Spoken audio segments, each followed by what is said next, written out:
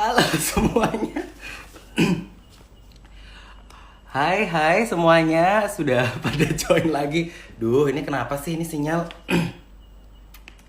Oke, kita tunggu dulu ya. Oke, pada bergabung kembali.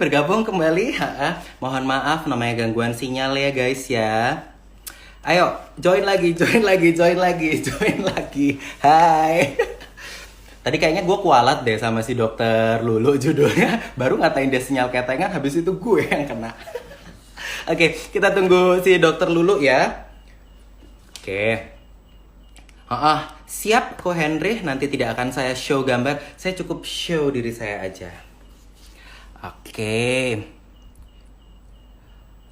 Oke.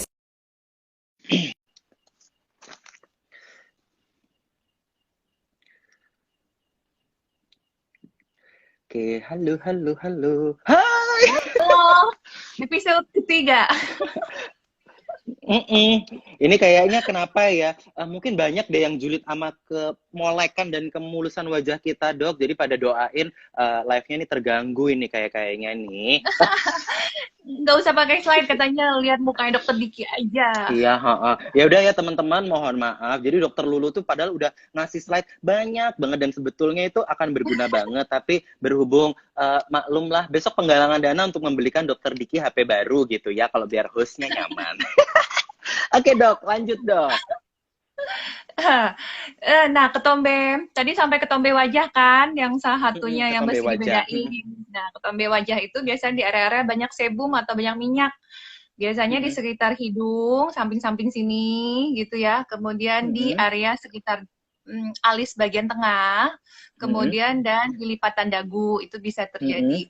Bukannya jorok sih ya, bukannya jorok jarang cuci muka, tapi memang benar juga sih ada yang begitu. Tapi memang kadang ada gangguannya dari kelenjar sebumnya itu menimbulkan peradangan kulit di area situ. Oke. Gitu. Oh, jadi sebenarnya si rosacea ini sama apa namanya ketombe di wajah itu mereka berhubungan deket ya dok ya sebenarnya? Tetanggaan kali, enggak. Sama-sama menyerang dari kelenjar kelainan pada kelenjar sebum, tapi patofisiologinya berbeda, Dokter Diki, dan gambaran klinisnya juga berbeda sih.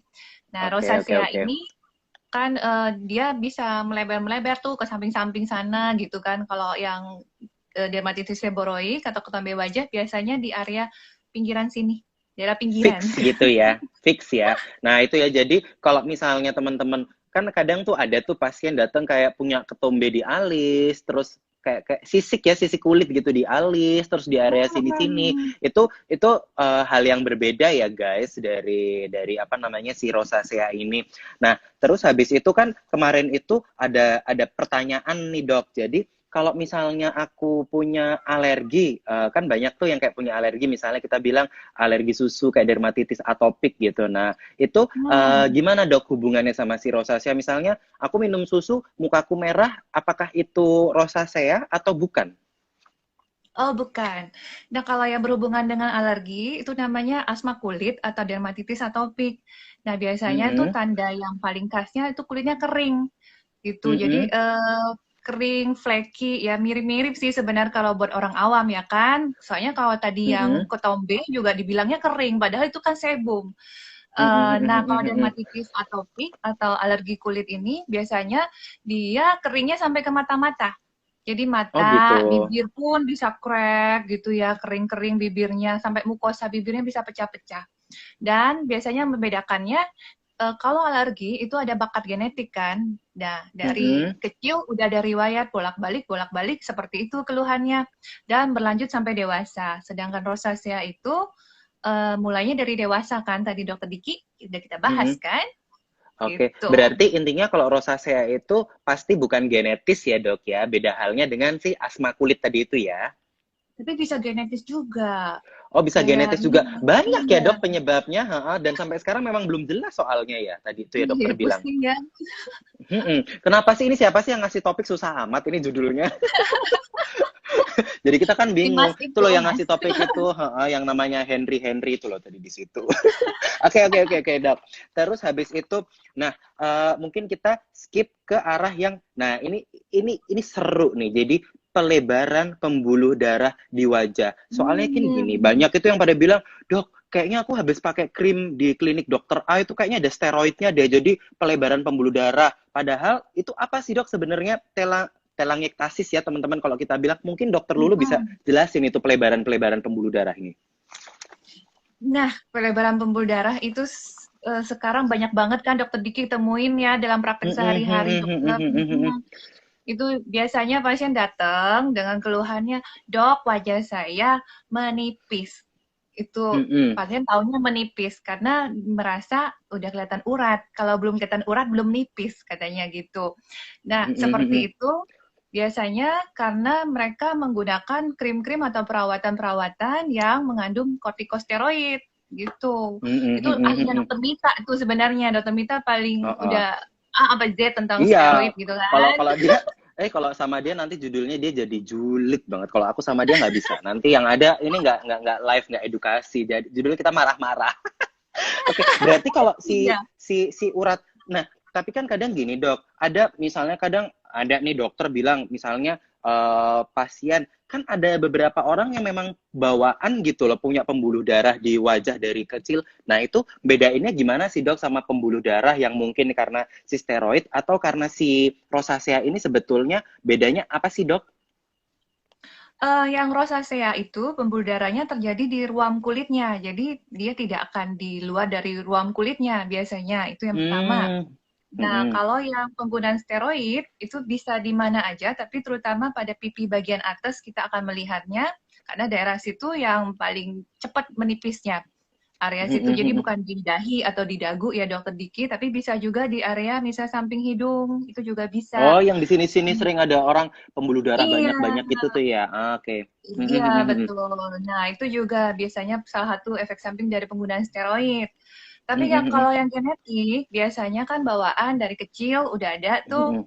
Nah, biasanya juga bisa di pipi bawah atau bentuknya lebih kebiruan, bisa kalau yang Di steroid sini-sini itu nih ya kayak biasanya gitu ya. iya, Oh, kayak menjalar kayak pohon aja, Dok. Terus, jalan. nah kalau yang rosacea itu biasanya pasien akan mengeluhkan disertai dengan rasa kayak kremet atau rasa perih atau apa gitu ya. Kalau misalnya ada pelebaran pembuluh darahnya juga di area situ. Tapi kalau penggunaan steroid, sebenarnya gini dok, steroid bisa juga menyebabkan rosacea. Jadi kita bilangnya Wow, steroid ini rosacea. gimana? Jadi itu dua hal yang berhubungan sebenarnya. Karena salah satu pemicu dari rosacea adalah penggunaan steroid. Jadi hati-hati. Tapi kan pasien kadang nggak tahu kan, yang mana yang ada steroidnya dok. Ya mesti nanya atau sama dokternya yang ngasih krim yang pertama. Yang kedua, kalau beli yang online hati-hati isinya apa. Pastikan ada POM-nya. Udah ada POM-nya pun kadang bisa juga kan dok. Isinya entah Iya, bantah ya gitu. namanya di Indonesia ya apa-apa bisa dijual gitu loh. Ada yang mau beli saya Yang penting nggak by cepat the way? kinclong. Oke. Berarti memang kalau si pembuluh darah ini memang banyak banget penyebabnya, bisa rosacea, bisa penggunaan krim steroid atau juga bawaan. Memang itu sebaiknya periksa ke dokter kali ya dok untuk benar-benar di Iya, fix it, iya. dicari tahu gitu ya. Banyak banget sih Oh, sebenarnya penyebab yang lain. Nah, terus ini ada yang lucu nih. Jadi kan beberapa tuh kayak pasien itu ada yang tanya, followerku juga ada yang tanya, dok, kalau aku misalnya habis kayak minum kopi, kok jadi kan ada tuh kadang dokter bilang, oh ini kamu nggak boleh minum kopi, oh ini kamu nggak boleh main kompor. Nah itu sebetulnya ada nggak sih dok hubungannya sama si rosacea itu? Nah, salah satu pencetus si rosacea itu memang dari penelitian ya, bukan dokter yang neliti. Dari penelitian itu yang pertama itu matahari. Jadi yang pemicu yang pertama itu matahari, yang kedua panas, suhu ekstrim atau yang terlalu dingin maupun yang terlalu panas, seperti kompor juga ya kan ibu-ibu yang suka masak. Nah itu juga sih sekarang kan banyak tuh yang di rumah tiba-tiba jadi koki kan ibu-ibu, Oh terus habis itu iya, stay home beletusan. ya. Iya itu salah satunya juga kena panas walaupun nggak keluar rumah, bener nggak? Nah itu terus selain itu juga faktor makanan yang terlalu panas ataupun yang pedas itu juga memicu. Karena kenapa? Karena pada saat kita makan sesuatu yang hot atau yang kopi yang terlalu panas atau teh panas, itu akan terjadi pelebaran dari pembuluh darahnya, Dokter Diki, di muka. Gitu. Oh Makin gitu. melebar, makin gampang flushing, makin gampang juga terjadinya peradangan di area situ. Seperti itu. Berarti kalau misalnya memang sudah didiagnosa sebagai rosacea, itu pasien ya memang harus stop 100% atau mengurangi sih dok sebenarnya dari yang tadi tuh main kompor. Main kompor ya guys, bukan main api ya. Terus habis itu ngopi atau makan pedes-pedes. Misalnya nih, saya suka banget nih makan pedes, kalau bikin Indomie itu rawitnya harus sekebon. Nah itu bagaimana dok nasib hamba? Sama dong, suka pedas. Sebenarnya enggak. Jadi setiap orang itu triggernya beda-beda. Jadi yang punya rosacea harus mencatat atau mempunyai buku harian sendiri. Apa yang mencetuskan si rosaceanya sendiri. Karena setiap orang personal beda-beda. Itu kan dari penelitian. Misalnya yang matahari misalnya 90%. Karena rata-rata orang yang habis sunburn, habis liburan misalnya ke Bali, tiba-tiba pulang rosaceanya akan memburuk seperti itu. Nah, tapi tidak semua orang seperti itu, Dokter Diki. Terutama misalnya matahari untuk kulit orang Asia atau orang Indonesia kan lebih syukurnya kan kita pigmennya beda dengan orang yang Kaukasia ya, jadinya lebih tahan gitu. Oh gitu. Jadi, berarti nggak harus 100% gitu ya dok ya? Tidak. Walaupun yang pencetus yang utamanya matahari, panas, makanan pedas, makanan yang hot gitu, semua bisa. Alkohol juga. Oh. Alkohol, aduh gimana nih bagi yang tuh buat yang pada minum alkohol haram, dengerin tuh ngaca gitu ya. Oke. Terus kan kadang orang jadi tanya nih, kalau misalnya tadi misalnya habis itu dia ngaca nih di rumah, aku kok mukanya merah-merah habis main kompor merah, masak gitulah, kalau main kompor tuh kok kayaknya kesannya tuh selingkuh sama kompor gitu ya. Nah itu sebenarnya itu kapan sih dok kita itu sebaiknya ke dokter untuk memeriksakan wajah kita yang memerah itu? Sebenarnya gini, kalau merahnya masih merona-rona biasa dicuekin, bener nggak? Nggak pernah tuh nyari ke dokter, biasanya tuh cuma flushing gitu ya. Ada sih yang datang, cuma jarang sekali. Biasanya pasien kalau datang dengan yang sudah nimbul-nimbul apa sih beruntusan seperti jerawat, itu baru nyari dokter kulit. Terus yang sebenarnya lebih baik itu preventif. Jadi karena penyakit ini sifatnya progresif. Ada yang bilang seperti itu, walaupun ada beberapa yang bilangnya tidak, karena tergantung dari subtipe awalnya gitu loh. Jadi tidak ada berhubungan, ya kan? Tapi ada juga yang bilang bisa progresif. Nah, lebih baik kita akan mencegah kan daripada nanti dia progresif ke yang tipe yang sampai penebalan kulit. Misalnya hidungnya jadi membesar, yang menebal, itu Dokter Diki. Nah, itu yang pertama. Gitu. Tenang, itu nggak genjel-genjel. Terus, yang berikutnya, apa kita periksa ke dokter, kalau ada gangguan dari mata. Itu penting sekali, karena bisa menyebabkan gangguan mata atau gangguan visus yang permanen.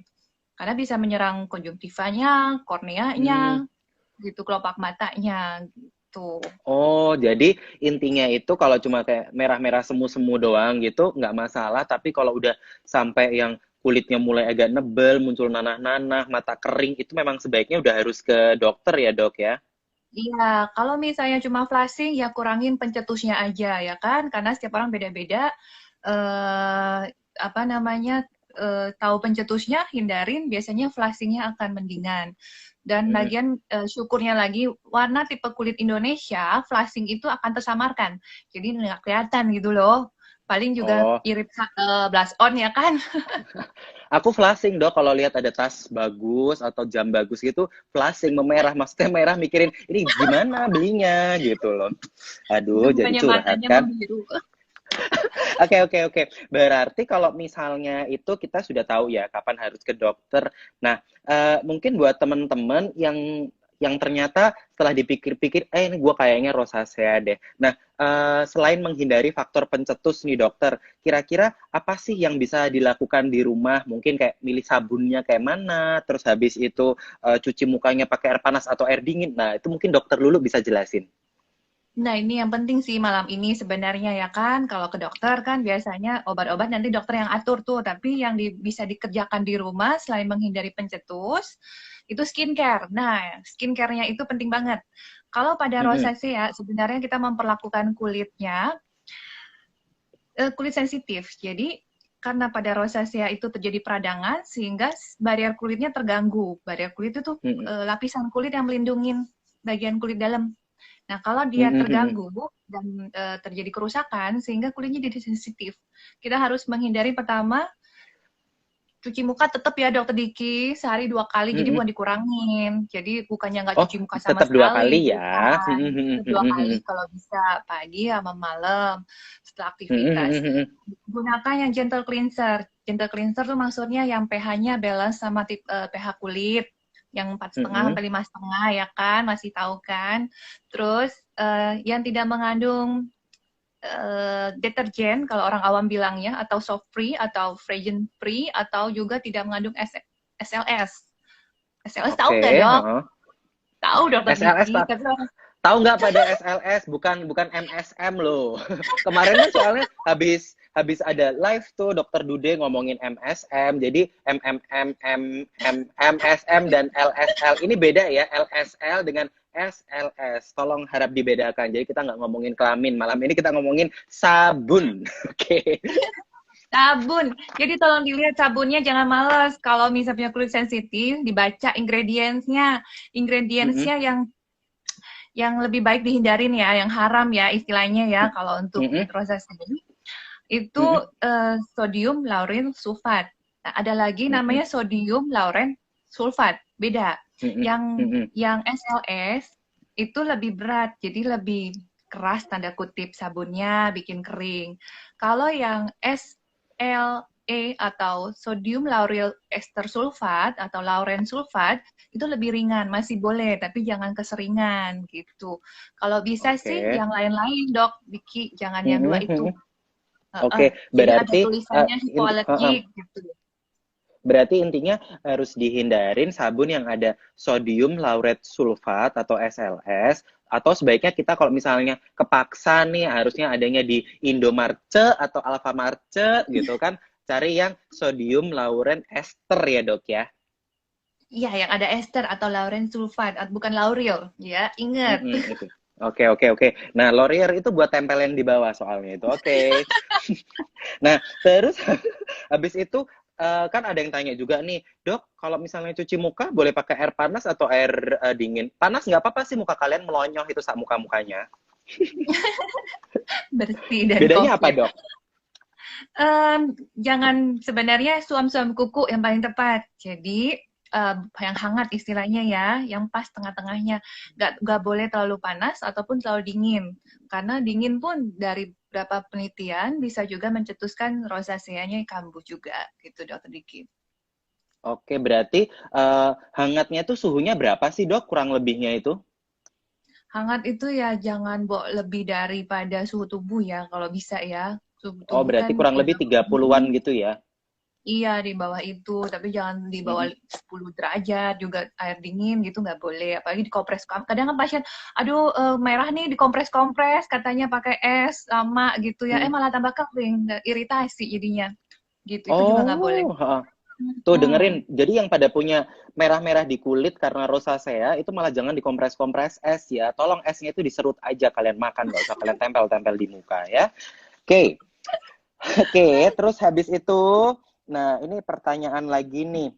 Banyak sih Dok pertanyaannya, aku jadi galau dan bingung. Nah, kalau misalnya itu kan yang bisa dilakukan di rumah nih. Terus habis itu kalau misalnya pilih make up. Nah, kan namanya orang kulitnya merah kan kadang pengen ditutupin make up nih Dok. Nah, kira-kira make up macam apa yang oke yang dipakai untuk orang-orang dengan rosacea ini?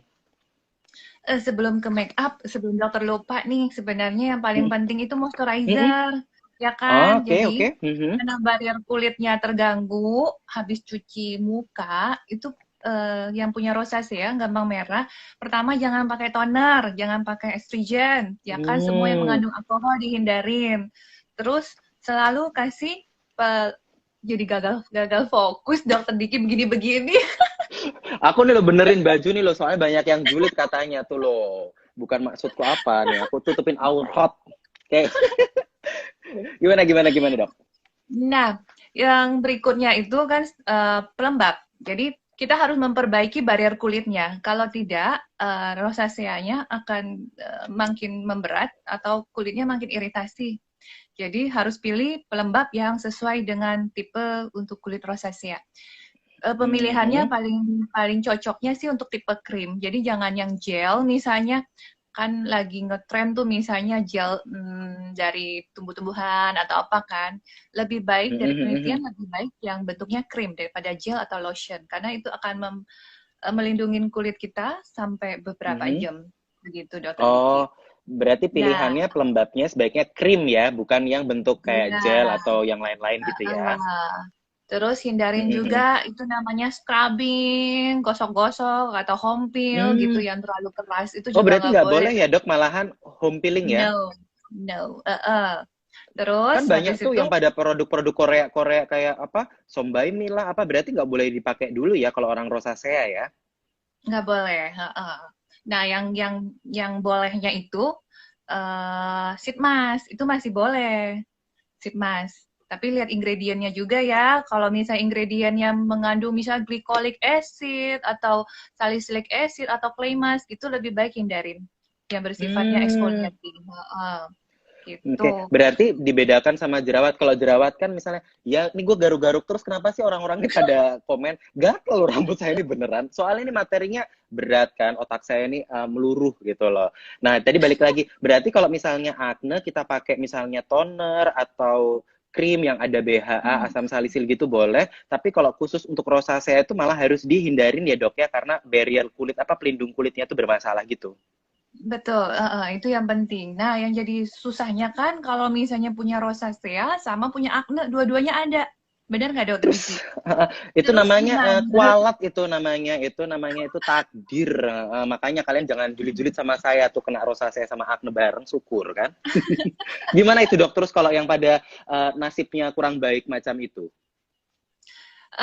Pertama, gunakan produk-produk yang tetap menjaga kebersihan yang akne, tapi yang tidak terlalu agresif. Jadi misalnya nih, biasanya punya akne kan disuruh pakai retinol atau retinoid acid atau BHA.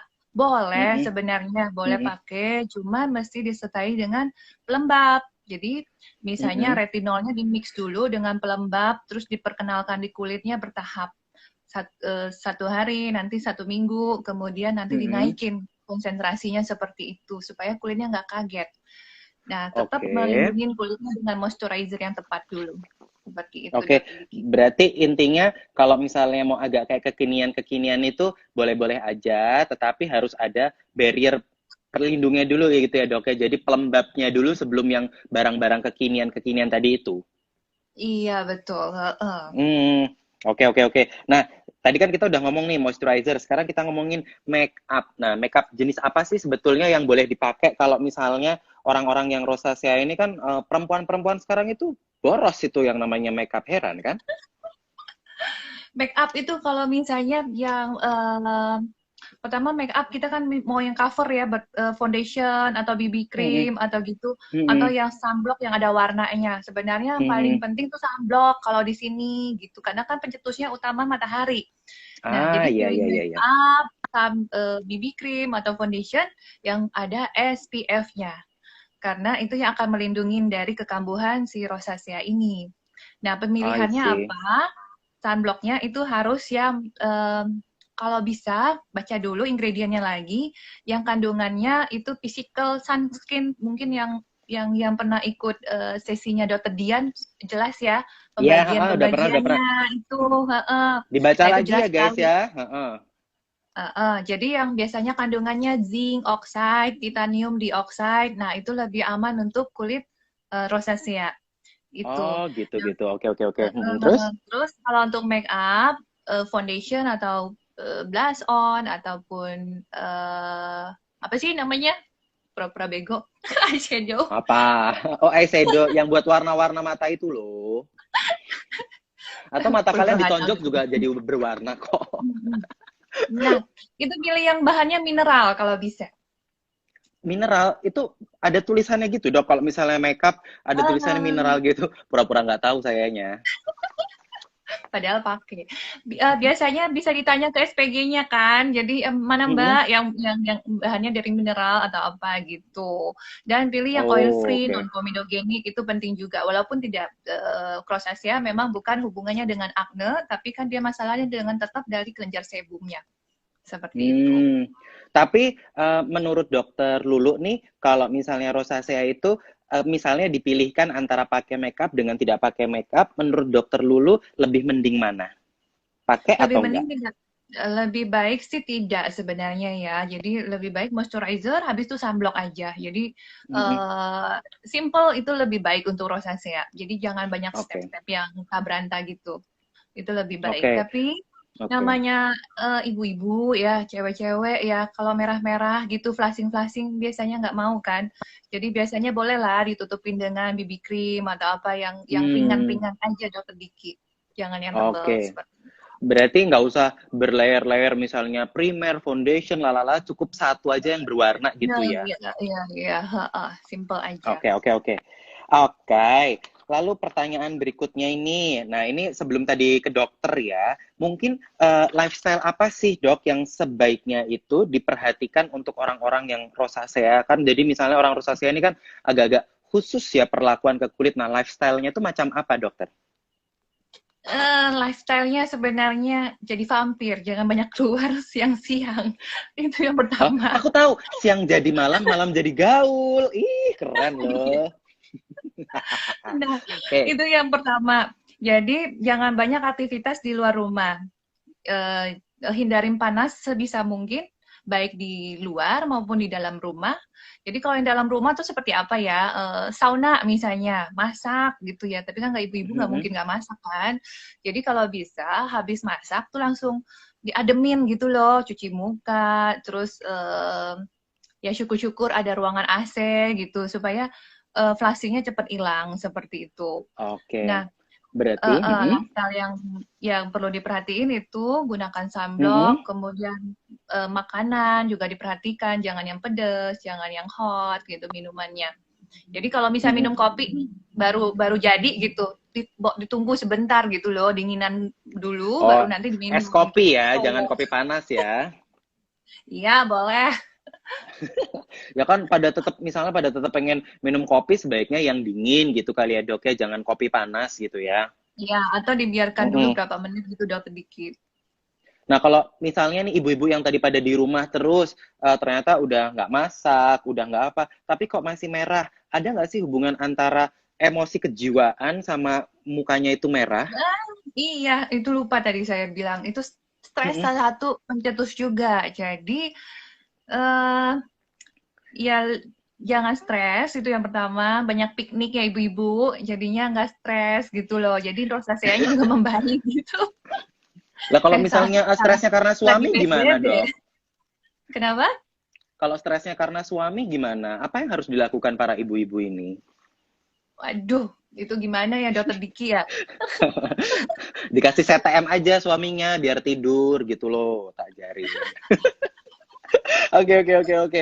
Jadi gitu ya teman-teman tadi apa tetap harus ada proteksi kalau keluar rumah pakai topi, pakai sunblock, kurang-kurangin lah itu main kompor, nggak usah emosi-emosi jiwa. Nah, misalnya ini akhirnya Betul. misalnya akhirnya pasien ini, oke lah dok, kayaknya itu tadi semua udah aku lakuin nih. Terus habis itu aku pengen nih akhirnya ke dokter karena mungkin merahnya ini sudah tidak tidak sanggup kutahan gitu loh. Nah, kira-kira di dokter itu gimana nanti bakal apa gitu loh dok? Hmm, biasanya dokter kulitnya akan mengobatinya sesuai dengan gejala klinis gitu ya. Mhm, Jadi mhm. misalnya yang flashing itu beda treatmentnya, kemudian dengan pelebaran pembuluh darah, dengan yang tipe yang kayak jerawat itu, kemudian ada yang lebih berat lagi yang penebalan kulit. Nah, pertama flashing, flashing bisa sebenarnya kalau di Indonesia itu belum ada obatnya dok, yang untuk Mhm, topikal di luar negeri sudah ada yang di-approve sama FDA gitu. Nah mhm. itu yang sifatnya vasokonstriktor namanya topikal, jadi menciutkan si pembuluh darahnya itu. I see. Nah, kalau Mhm, mhm. di Indonesia kan belum ada, yang bisa kita lakukan biasanya dari dokter kita melakukan treatment. Treatmentnya apa untuk flashing sama itu ya pembuluh darah. Pertama, Mhm. dokter Diki pasti tahu IPL. ya Oke, kan? IPL. Terus? IPL terus laser vaskular untuk ngecilin pembuluh Mhm. darahnya. Sama yang terbaru lagi itu pakai botox, diinjek Oh, botox. di botox. Wah, Heeh, jadi lumayan nih. Kan botoxnya berarti bisa ya dok ya merah. buat merah-merahnya gitu? Merah. Jadi tujuannya kalau untuk botox ini, jadi dia untuk vasokonstriksi. Jadi bukan untuk kerut ya, tapi kalau mau sekalian ya silakan gitu kan. Kerutnya hilang, Mm-mm. merahnya juga hilang gitu. Berarti kalau misalnya aku boleh rangkum, kalau misalnya ke dokter, itu mungkin nanti bakal dikasih krim. Tapi kalau misalnya tindakan, itu tadi ya dok ya, yang berbasis energi kayak IPL, laser, sama atau suntik botox gitu ya? Iya, kalau itu untuk yang flashing ya dok. Nah, Mm-mm. kemudian yang untuk yang tipe yang seperti ada jerawat-jerawat, itu bisa biasanya Mm-mm. dokter kasih beberapa treatment juga yang bersifatnya bisa dari anti parasit kita bilangnya, kemudian antibiotik Mm-mm. krim, bisa juga yang Mm-mm. sifatnya azelaic acid, ya seperti itu. Kemudian juga bisa Oke, dikasih obat-obat minum juga yang sifatnya antibiotik yang low dose untuk kontrol oke. si Mm-mm. rosacea ini. Oh, berarti kalau misalnya di luar itu kan banyak tuh kayak serum-serum yang isinya azelaic acid gitu. Kan yang dijual bebas kan banyak juga tuh kayak di Ordinary itu kan ada Hmm, azelaic acidnya. Itu untuk sementara boleh ya. dipakai dulu ya? Boleh, boleh. Jadi, oh iya, satu lagi dokter mau kasih tahu. Kalau rosacea lebih baik hindarin vitamin C yang terlalu asam. Jadi serumnya Hmm, lebih baik jangan vitamin C yang terlalu pekat, konsentrasinya terlalu asam karena akan menambahkan iritasi. Nah, gunakan hmm. misalnya serum-serum yang seperti dokter bilang, misalnya mengandung niacinamide gitu ya. Itu masih boleh untuk meredakan peradangan. Azelaic acid juga boleh, seperti itu. Oke, berarti kalau misalnya teman-teman yang awam di rumah pada misalnya mau, kan kadang mereka seneng nih dok beli-beli gitu kan, kalau memang ternyata rosacea sebaiknya malah jangan beli serum vitamin C ya, tapi niacinamide atau asam azelaic gitu ya dok ya. Iya, itu menurut Mm-mm. penelitian itu lebih bagus. Lebih Mm-mm. bagus ya. Nah, terus kalau yang buat hidungnya itu tadi yang kalau misalnya udah terlanjur nih karena mungkin dia baru sadar setelah dia menua gitu, hidung aku kok makin lama makin kayak bekantan gitu. Kira-kira apa dok yang bisa dilakuin? Kalau misalnya sudah telanjur, itu biasanya Mm-mm. mesti dikirim ke dokter bedah kulit namanya. Jadi dilakukan laser ablatif.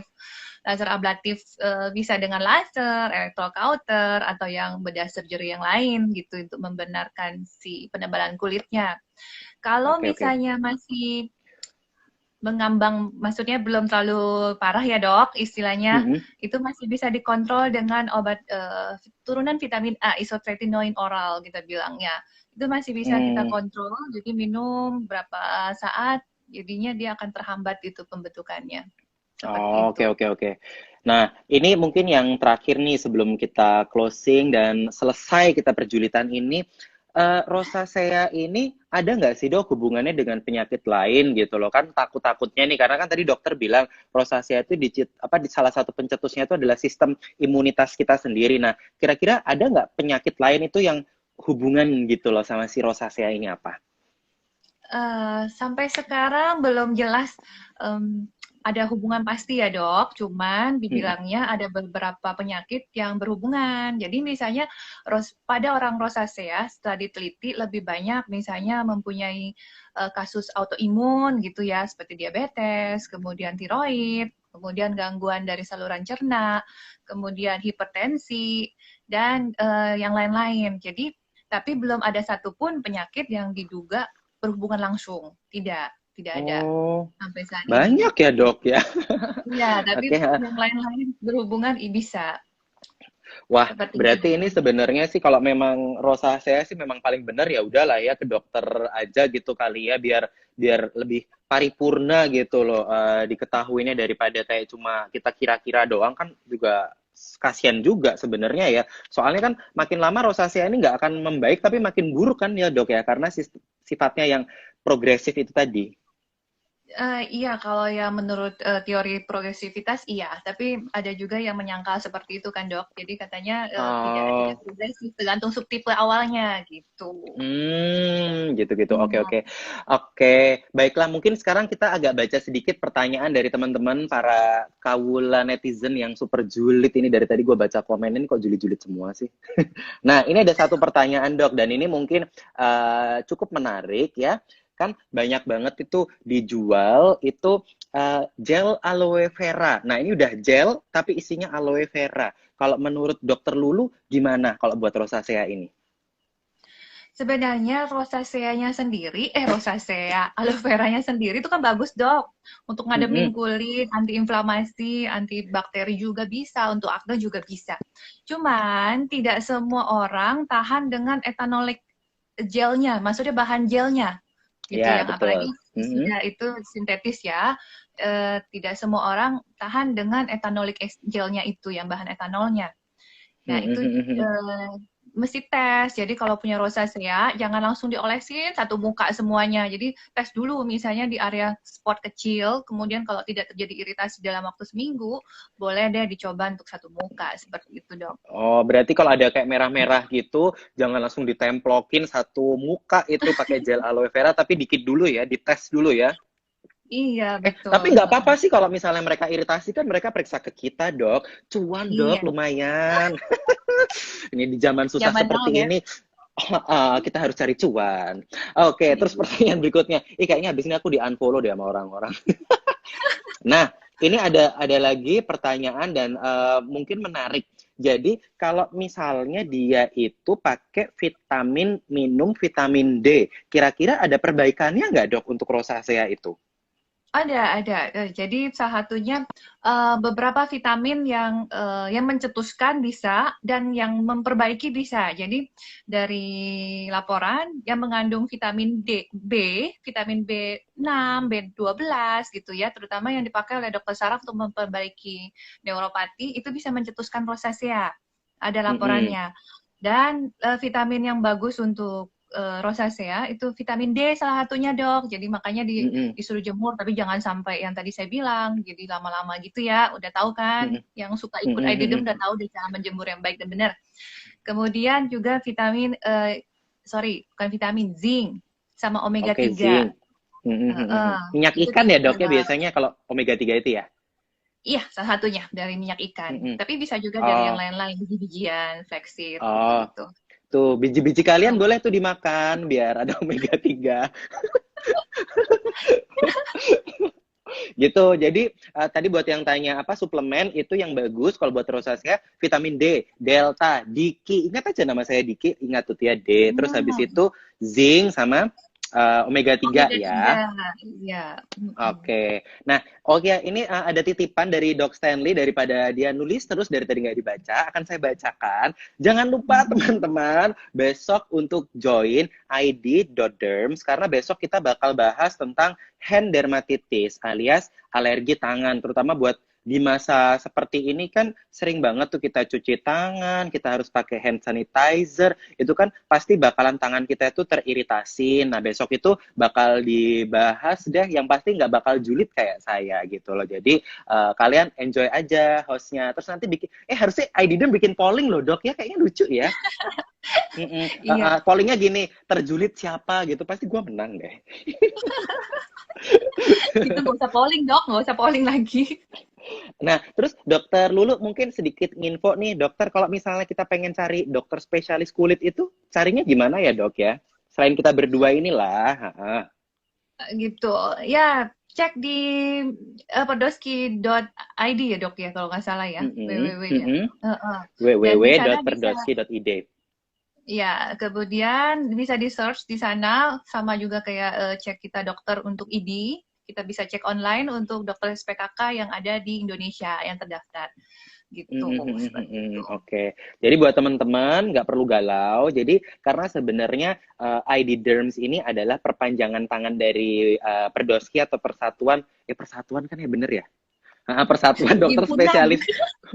Perhimpunan. Aduh maaf nanti saya dicoret dari Perdoski ini gimana ini. Aduh ya pokoknya gitu. Jadi kita ini ID Derms ini adalah geng dokter-dokter spesialis kekinian milenialis yang mana kita itu adalah bagian dari Perdoski untuk memberikan edukasi ke teman-teman semua tentang kulit yang baik dan benar. Begitu.